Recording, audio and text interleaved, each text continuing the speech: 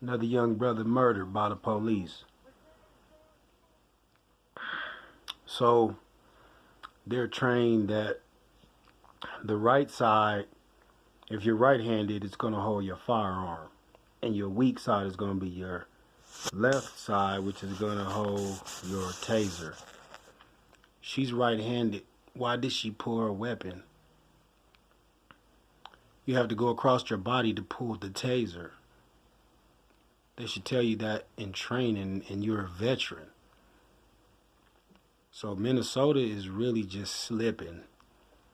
And the thing is, it's not Minnesota. This thing is just everywhere, worldwide. But as far as the people in America making a change, it has to be like, excuse me, it has to be like the penitentiary. So you get a little white dude who doesn't know the rules, and he goes and buys some stuff from the black store without going to the Aryan Nation or the Peckerwood or the Woodpeckers or whoever they was, the Woodpile.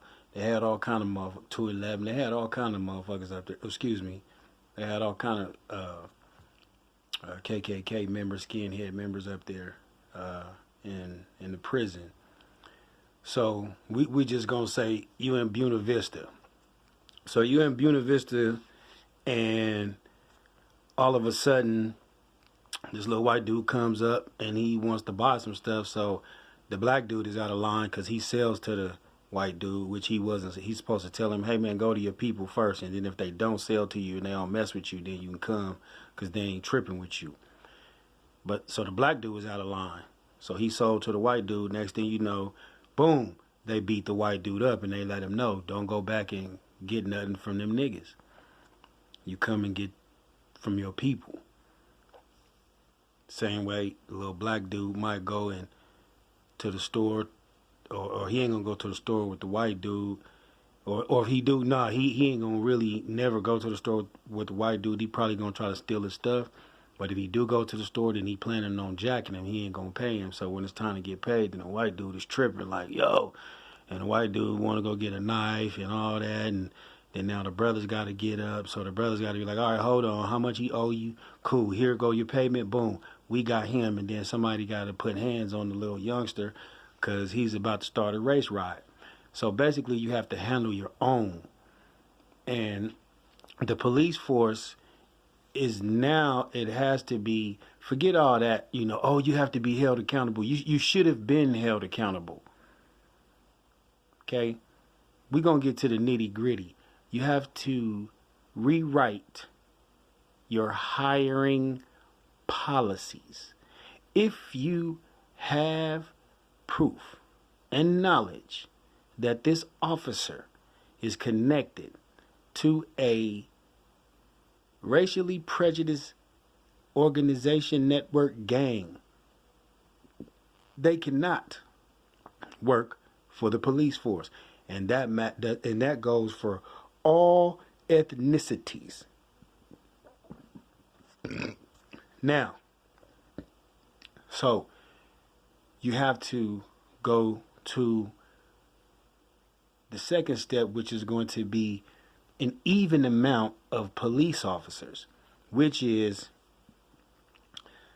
instead of right now, you may have 200 Caucasian officers, male and female mixed together, 200 total. And then you may have 75 brothers, Nubians on there. And then you may have 25 Hispanics, and then you may have 10 Asians or 5 Asians, if that. So the disparity is glaring, and it your hiring process right there needs to go up, balance it. So if you got 300 people on your force, then have 100 black, or have like 75 black, 75 white, 75 Asians, 75 Hispanic, try to, or I mean, you go 51, you can go, yeah, and that way it comes out even. And then the third level is you have to take people who are born in the neighborhoods and who are uh, connected. Excuse me. I want to say who are connected by uh, ethnic background. Okay, so if this police officer is raised up in the backwoods of Virginia and he's a hillbilly and he's inbred and he cannot stand nobody and you already know that he has a problem, first of all, he can't get on the force. But if he somehow straightens up enough just to pass and squeak by and straighten up and y'all don't really know he's affiliated and how he feel or whatever, and he gets in and then he gets in and he tries to stay out of trouble. First of all, he doesn't need to be in any neighborhood that has like Nubians. And what I'm talking about when I say Nubian is black people, but black is a color like this shirt. See the difference in my skin? My beard used to be all black. It got gray in it now, but that black here and this black match, but not my skin. So I don't say black, I say Nubian for myself and us. Anyway, because Nubian just means dark-skinned people. Anyway, so you have to be, you have to have like people that are say somebody's born a Nubian brother's born in Mississippi, in the hood of Mississippi, and then he moves down here to Denver. Boom. Okay, you're not gonna put him to patrol Cherry Creek. See, you gonna put him to patrol probably on the west side over there with the Hispanics. He's supposed to be down there patrolling where the Nubians are. See what I'm saying? So he can get some type of understanding. And the one that does squeak by and has the hatred in his heart, he's never supposed to be nowhere where there's Asians or Nubians or Germans or Jewish people or whatever, because he thinks he's a European and he feel like he's like Hitler, so he's different, so he wants to kill everybody not like him or harm everybody not like him. So there's no way he should be in the neighborhoods. He should be in Cherry Creek somewhere. You see what I'm saying? So that has to change too, is the geographical the region where you place people also. And even if you have guys who you think are good guys, you can't put them in the neighborhood around the brothers, because they might just be like, oh, tripping, and they might get scared like they in the zoo with a whole lot of silverback gorillas, and then bow, they just shooting because they scared to death. I had one pull a gun on me. I was coming out of an Arby's and the manager was messing around in there and he tripped the alarm. And man, this is like on Federal and Evans. It used to be like a Arby's, I think, or Jack in the Box right there. I can't even remember which one it was, but it might have been a Jack. I don't even can't remember. But I was in there charging my phone, getting ready to go back to the halfway house, and boom, this fool set the alarm off as I'm walking out. I'm getting ready to. The bus is getting ready to come in like 5 minutes. So I wrap my stuff up. The alarm been going off for like 2 minutes. I'm stupid because I popped outside.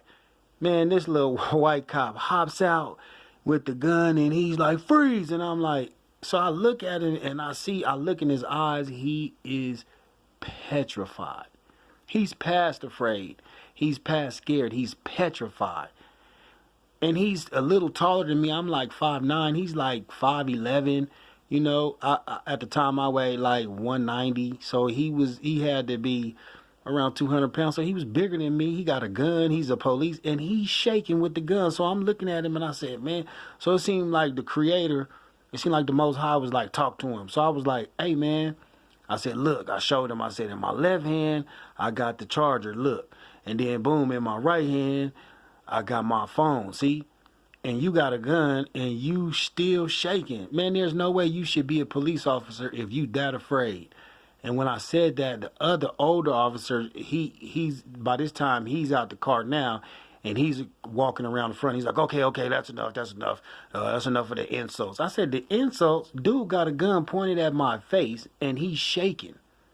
So the Mexican manager pops out. He got a long ponytail. The Mexican manager, he pops out. He goes, oh, yeah. No, he's a customer. He had bought some food, and he sat down. He was charging his phone. He's waiting to go to the halfway house, bro. I talked to him, man. He's good, bro. I was in there checking the alarm. And they're like, oh, okay, man. Well, you just going about your way. Everything's okay. I was like, yeah, everything's okay. I said, man, I'm going to forgive you, because if I pray against you, then that's going to be on me. So I'm going to forgive you, and that's going to be on you, on both of y'all. Y'all going to learn from this one. And that's crazy, man. Dude was getting ready to kill me, and it looked like he was going to shoot me because he was scared, just shaking, just, oh. And I'm like, whoa, don't move, freeze. I'm like, fool, I'm not moving. I'm looking at you. I'm facing you. And my hands is up, and I'm talking to you now. So I have to talk to you, Mo. Do you hear me talking to you? Petrified. So there's no way that he should be nowhere near no federal in Evans working over there. Man, that white dude should have been in Cherry Creek. Put him somewhere where all the Caucasians is. And you have to do that because the racial disparity, if you try to balance it out and say, okay, I'm going to put some blacks in Cherry Creek and put some whites in the hood, it's not going to work. Because you got the dudes, they're gonna be afraid. Or they're gonna be mad, and they're gonna be taking out their anger like they're gonna take out their anger like Chauvin, and then or they're gonna be afraid like the white woman that shot Dante. So either way it go, and say they panicked and then make a mistake and shoot them with a gun and think it's a taser. So either way it go, it's just a weird situation, and y'all have to go through those 3 steps. The first is your hiring process. So you taking care of your own. And then, the fourth one, I forgot.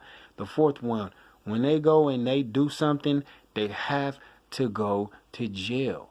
You have to remember, you was giving Nubians, I'm talking to the government, you was giving Nubians 50